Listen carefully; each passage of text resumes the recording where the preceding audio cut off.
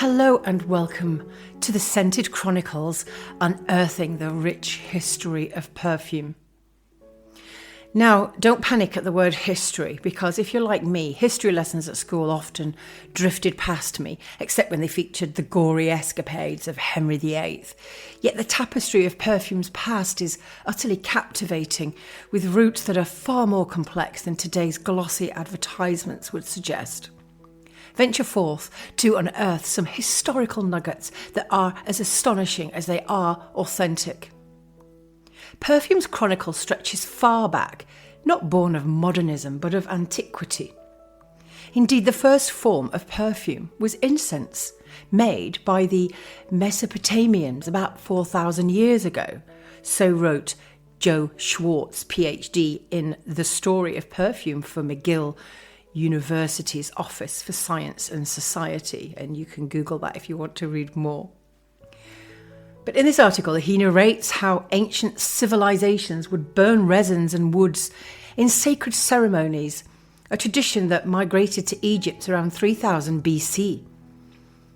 Initially reserved for religious rites, perfumes became a societal staple as Egyptian priests eased their exclusive hold, allowing the masses to indulge in scented baths and oil-soaked skin for sheer pleasure. These early essences were crafted by steeping oils and fats with an assortment of plant parts, spices and resins, similar to brewing tea, allowing the oils to absorb the aromatic essence from the materials. In fact, even ancient Egyptian murals and scripts reveal that they adorned themselves with perfumed cones on their heads, initially believed to be made of solidified scented fats and oils embedded with nature's finest fragrance, such as jasmine and rose. Worn like regal diadems, they would melt under the desert sun, coating the wearers in a fragrant film, simultaneously moisturizing their skin and shielding them from the sun's severity. Apparently, the ancient Egyptians loved to party, so it's likely that they wore the perfumed head cones as accessories to impress other revellers and flaunt their high status within the hierarchy of their society. Nicola Harrington, an archaeologist at the University of Sydney, theorised that some of the lower class women who wore head cones might have been dancers, as the injuries found in their bones match the injuries of today's dancers. Her findings were discussed in a National Geographic article entitled "Ancient Egyptian Head Cone Mystery Solved by Archaeologists." The article states, perhaps the cones marked dancers or members of a community that served the gods. That could explain why these people were buried with the cones despite their basic burials. However, the article also quotes archaeologist Anna Stevens from Monash University, who says, without more archaeological evidence, there's no way to know how the cones were really used or if they were used more widely. Unfortunately, we may never find out. It's also important to note that recent findings led by Stevens negate the fragrant fat theory. The cones weren't solid, they were hollow shells, folded around brownish black organic matter, thought to be fabric and beeswax. The ancient Egyptians traditionally used scent not only to anoint themselves, but since they associated fragrance with superior powers and immortality, they would burn incense and dried plant material as offerings to appease their deities. And they also used fragrance during the mummification process and funeral rituals. They even wore fragrant flower garlands in life and in death. Egyptologists have discovered fragrance jugs in tombs in Egypt, proving that scent was held in high regard. Infused ground and burned plants and resins became an important part of their own beauty treatments and scent rituals. And we can learn how they did this by examining a 3,500-year-old 19-metre scroll I kid you not, which shows how the ancient Egyptians produced perfumes, cosmetics, ointments, and balms. It's the world's longest, only complete, and best preserved papyrus scroll devoted to ancient Egyptian medicine. And it was acquired in Luxor by George Ebers, an Egyptologist from Leipzig, who produced a printed facsimile of it for research in 1875. And if you are in Germany, take a trip to the Leipzig University Library, apologies if I pronounced it wrong, and you can view this replica on permanent display inside its own separate showroom in the foyer of Bibliotheca Albertina. Our knowledge and understanding of the past is still evolving. Let's look now to Cleopatra, the illustrious Queen of Egypt for 22 years. But she was not only a ruler, but also a connoisseur of perfumes and lavish beauty rituals. She operated her own perfumery, concocting personal fragrances from materials such as frankincense, myrrh, roses, and a melange of herbs and spices. In those times, the modern method of steam distillation for oil extraction was unheard of. Instead, aromatic materials were infused into fats and oils. Shakespeare, in his poetic brilliance, once wrote, "Purple the sails and so perfumed that the winds were lovesick with them." Cleopatra's legend tells of her perfuming the sails of her ships so intensely that her lover, Mark Antony, would be greeted by her signature scent even before her arrival was visible. This tale inspires a romantic notion. In our digital era where handwritten letters are rare, imagine using fragrance as a personal hallmark, and each time you send a card or a letter, its unique scent could signal its origin from you, adding a touch of romance and personal flair. So there you go. Why don't you try it? Imbue your letters and greeting cards with your favourite fragrance. Place your greeting cards, postcards, writing papers and envelopes into a small drawer. Spritz some of your favourite perfume or sprinkle a few drops of your favourite essential oil onto a clean cotton pad and place it in the drawer. Be careful not to touch any of the paper or cards with the scented cotton pad or it will leave a stain. And then just simply close the drawer and leave it for a few days or weeks until your items have been infused with the beautiful scent that you've chosen. The longer you leave it in the drawer, the stronger the scent will be. How romantic and cheering is that? Writing a letter so that the recipient knows it's from you before they've even opened it, because a familiar fragrance will become your signature scent. So come on, brighten up someone's day and leave a piece of your personality on paper. But moreover, about Cleopatra, she was famed for her radiant skin, often bathing in arse's milk or donkey's milk. This practice, the milk is actually rich in lactic acid, which aids in exfoliation and skin rejuvenation. It helps to speed up your skin, you see. Every 28 days, the cells renew itself and renew themselves. And that's why people love to use yogurt, face masks, or even soak their feet in a bowl of warm milk, because the lactic acid helps with this exfoliation process and it can leave your skin glowing. Which just goes to show that Cleopatra's timeless beauty rituals continue to inspire even today. And you can try that yourself. You can warm a couple of pints of full-fat milk gently on the stove, pour the milk into a large bowl big enough to fit both your feet, test the temperature because you don't want to burn your little pinkies, and then place the bowl on the floor and soak your bare feet in the milk for about 20 to 30 minutes. I don't know about you, but the heels on my feet are absolutely atrocious. I think I'm going to be doing this later on today, and then once they're dry, I'm going to be putting some shea butter on my cracked and dry heels. But once you've done this, you can put some oil or some shea butter on your feet and then put some socks on. And this is, if this helps the oil or the butter that you have on your feet, helps it to absorb, but it also makes sure that you don't slip on the floor, especially if you've got tiled or wooden floors like I do. And by doing this, you'll have an inkling as to how Cleopatra liked to pamper herself with natural materials. But let's move on to the 3rd century. The Roman Emperor Heliogabalus, who reigned from 218 to 222, left an indelible mark on history with his notoriously extravagant and debauched lifestyle. His reign, though brief, was marked by extreme excesses. According to Historia Augusta, Emperor Heliogabalus used violets and other flowers to suffocate his dinner guests. Imagine.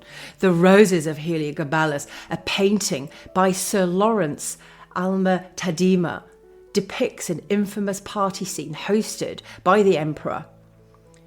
In this picture, it depicts the Roman emperor laying nonchalantly as he drinks his wine and observes as his guests below are smothered to death by rose petals. This is the ultimate party prank. This is the ultimate Roman death.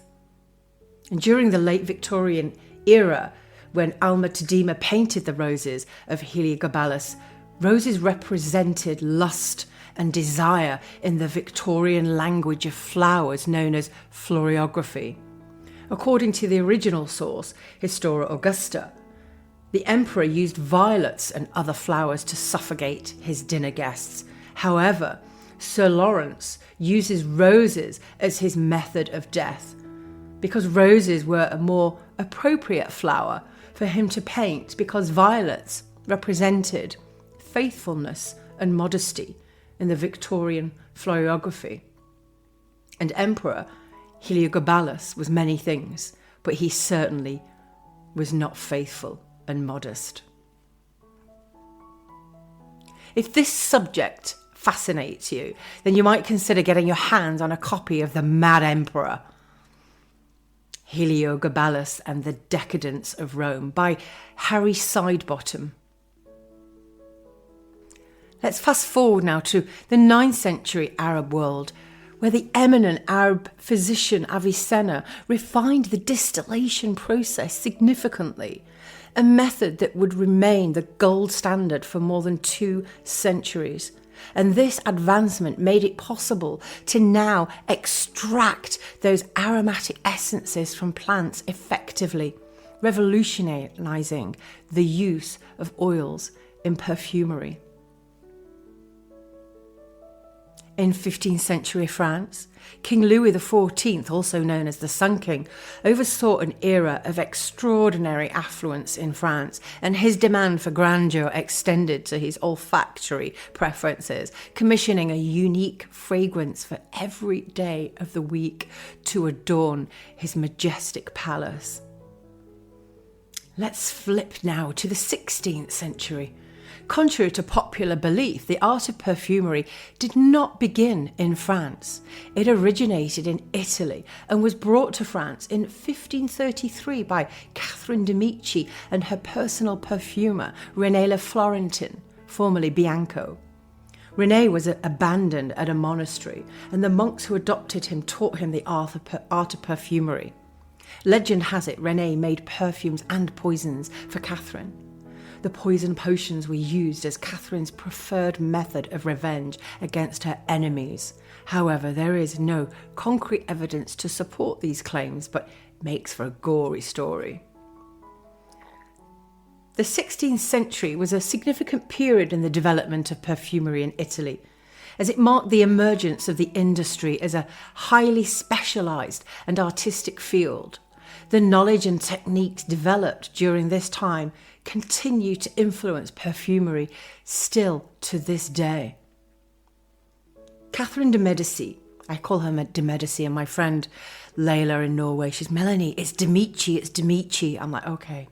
So Catherine de' Medici was also known for her vast collection of perfumes, which she kept in her personal perfumery at the palace.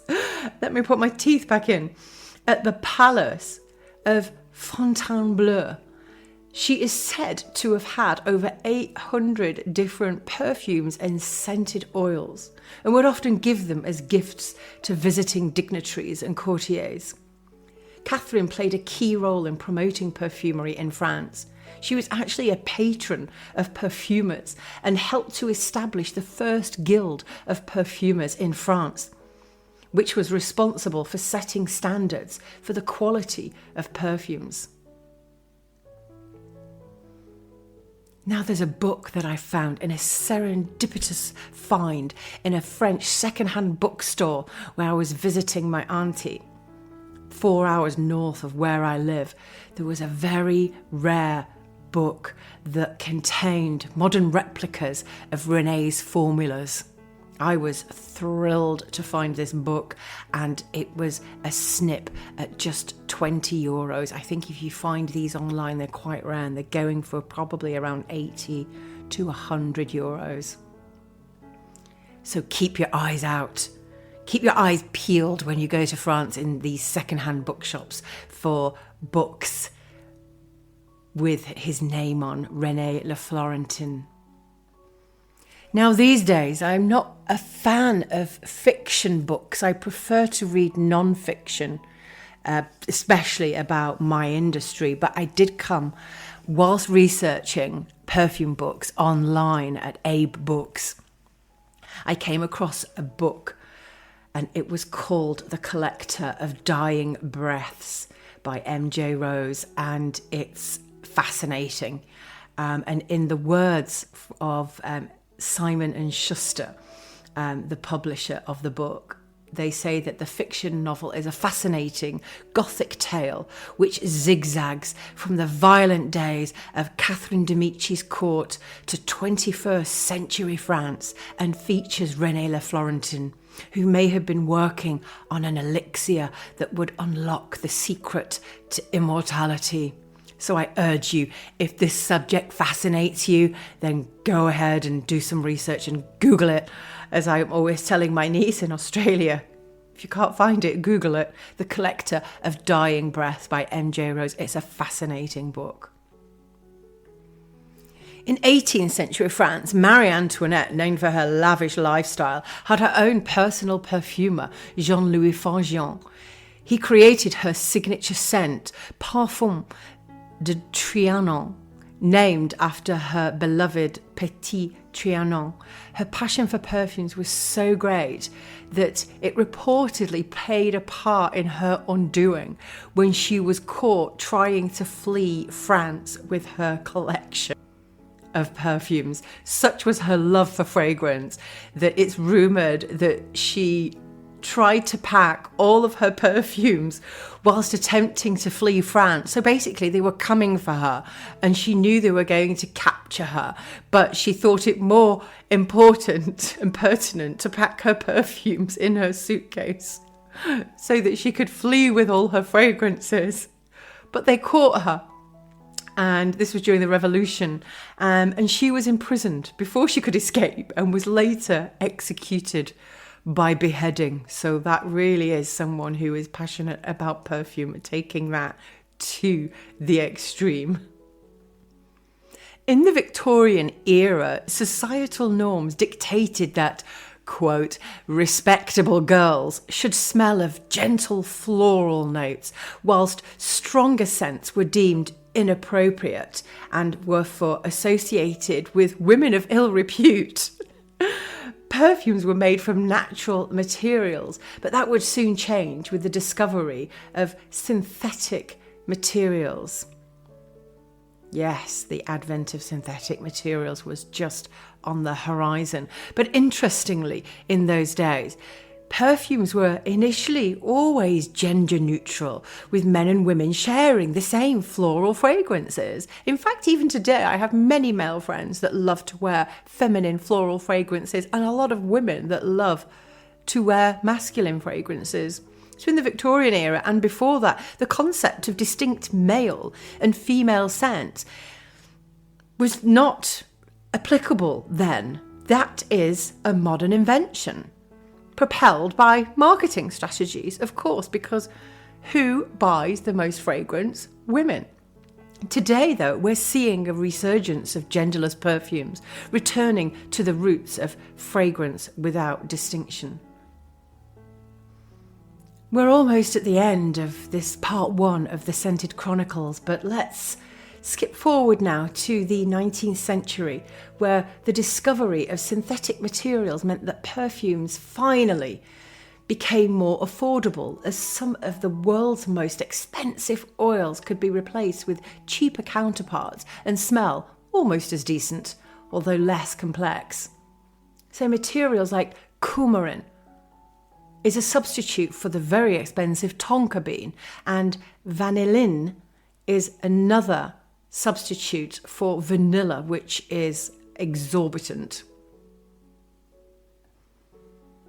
Guerlain was one of the very first fragrance houses to incorporate coumarin and vanillin, which were substitutes for tonka bean and vanilla, in perfumes. And I just got a beautiful quote here, who is now Thierry Vasseur, who is the chief perfumer at Guerlain, and the first perfumer who actually came from outside of the family. And he quotes, "The philosophy in Guerlain is very simple. Make beautiful products, have simple ideas, and never, ever compromise the quality." But if we look quite briefly at the establishment of Grasse in France, the establishment of perfumery, rather, in Grasse became central to the perfumery industry in the 19th century. And perfumery actually took over from their once thriving trade of tanning leather, which was a foul-smelling process. And they perfumed these gloves to cover the stench. But then they started profiting from a solution to their own problem. So today we know Grasse as the city of flowers. They no longer tan leather, but their perfume industry is absolutely thriving. So they went from tanning leather gloves, and when people say, "Oh, it's a beautiful leather scent," it doesn't have leather, because if you've ever really smelt real leather, it's absolutely foul, and that's why they used fragrances for the gloves to get rid of this smell. But Grasse, if you've never been to Grasse, it's a must visit for scent enthusiasts, at least once in a lifetime. I've been a few times. Many of the finest perfume houses and raw material manufacturers have their headquarters in and around Grasse, and they supply some of the most luxurious brands in the world. In fact, you can look at Fragonard and Molinard, two historical houses there that offer perfume making classes. And you can do a little free tour, which takes about 45 minutes. It's fascinating. And here you can discover the history of fragrance, you can learn the basics of perfumery, and you can even, if you take one of the classes, create a personalised scent to take home. Now, I have been to Molinard and Fragonard, amazing, fascinating places, and I've done the free tours that they have there. Fragonard, more than Molinard, seems to be very pushy at the end of the tour, trying to get you to buy their products. And I just, at the end of it, I got a bit sick of the sales spiel and basically said, "Okay, so can I go now?" She's like, "Yes, okay." And she didn't look very happy. But anyway, I left because I'm more of a fan anyway of natural fragrances. But I did buy a bag, but I bought it from one of the boutiques outside. I actually wanted one at this time. This was 2023 in June. I went and they had the Narcissus, which is an incredible fragrance. And every year Fragonard celebrate a different raw material. One year it might be iris, the next it might be jasmine, but this year it was Narcissus. And I wanted the Narcissus bag. And the Fragonard bags are just beautiful. You can use them for shopping, etc. And they're absolutely stunning and very colourful. And I collect them, but I wanted the Narcissus one, but I wasn't allowed to buy it for €10 because I had to buy perfumed products worth €150. And I was like, no thanks. When someone's fed up with their Narcissus bag, I'm sure I'll be able to find it on Etsy. But yeah, they offer these free tours. Really fascinating they are. They offer them in French and in English. So just pop along. I just popped along one morning and said, when is the next one? And they said it's starting right now. So I was very lucky. But next to Fragonard is the International Perfumery Museum, and it's fascinating, and it showcases some of the rarest and oldest perfume artifacts in the world. In fact, I think I almost nearly got thrown out of there for taking too many photographs, and they're strict in some regards in that they don't like you to take videos, but certainly I took probably 1,000 photographs of the fragrances that are showcased there, and it's a fascinating place. It's an absolute must visit if you're in Grasse, and schedule in perhaps a full morning or a full afternoon. And if you buy a ticket in the morning, you can actually leave at lunchtime. You can go to one of the cafes around the corner, and then you can go back in the afternoon with the same ticket. So you don't have to pay twice. And they even have gardens like halfway before you get to where all of the fragrances are showcased. Because they have a little garden where you can see patchouli and rosemary and thyme and lots of other actual raw materials in their plant form, and a journey through history, etc. They've got some gardens before you get to the perfume showcase, and I basically went across the road. I got myself a soft drink and a baguette and a beautiful cheese and ham sandwich, and I had that in my bag, and halfway through I went into the gardens that they have just before you reach the perfume showcases, and you actually have to go through the garden to get to where all the perfumes are. So I just sat there. It was a beautiful day. The birds were singing. There's tables and chairs. And yeah, you can just sit there with your baguette and your drink. You can even buy little bottles of rosé if that's what you fancy. So yeah, absolutely the first stop. If you're only there for one day and you only do one thing, go to the International Perfumery Museum. And it's not even that much to enter. So that's it for part 1 of the Scented Chronicles. I hope you enjoyed that. The next part, it's just a 2-part, so the second part is going to be about the 20th century, and we're going to be talking about iconic fragrances, starting with Coty in 1905. So I hope to see you on the other side in the next episode. Take care. A bientôt.